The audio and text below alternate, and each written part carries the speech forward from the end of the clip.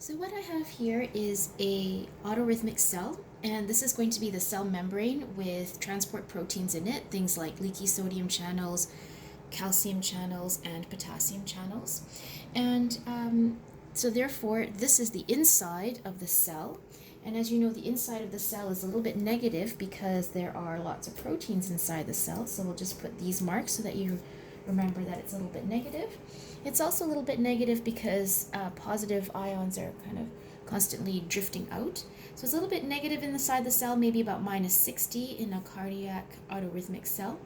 And there are various ions placed everywhere. So sodium ions, do you remember where sodium ions would be found?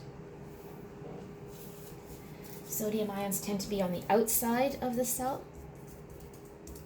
Potassium ions are located inside the cell, and sometimes potassium ions are drifting outwards, and that's why the cell is a little bit negative as well.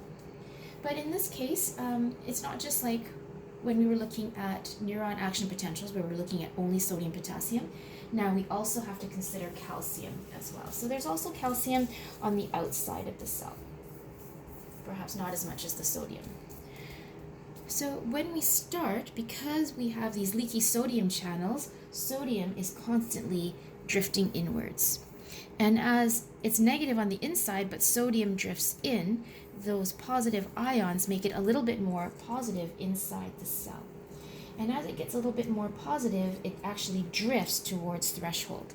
So over here, I've got a little graph showing time along the x-axis and membrane potential along the y. You can see here we start at minus 60, but with sodium constantly drifting in, then it's slowly drifting to threshold like this. But when it hits threshold, which is minus 40, now fast calcium channels will open up and calcium will rush in. And as calcium is rushing in, it becomes very positive very quickly. And so what we see is a rapid depolarization, all the way up to about plus 5. At plus 5, other channels open. This time it will be potassium channels. And as potassium channels open, potassium will rush out. And as potassium is rushing out, because it's positive ions rushing out, we see a drop in the membrane potential.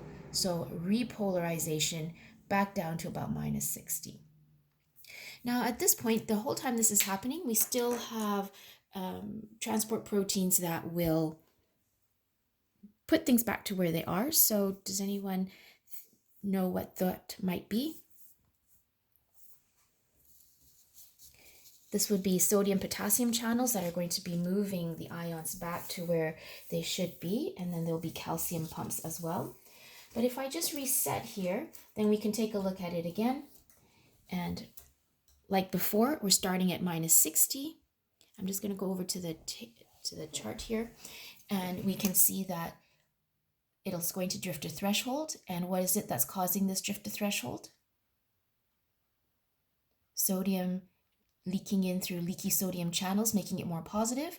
At threshold, minus 40, we see a sudden change because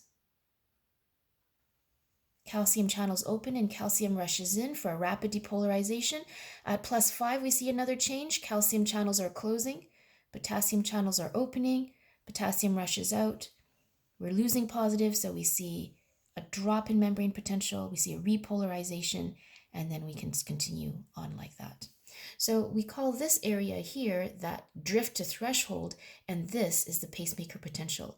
So there's no resting potential, it's always just drifting to threshold and then firing, drifting to threshold and then firing.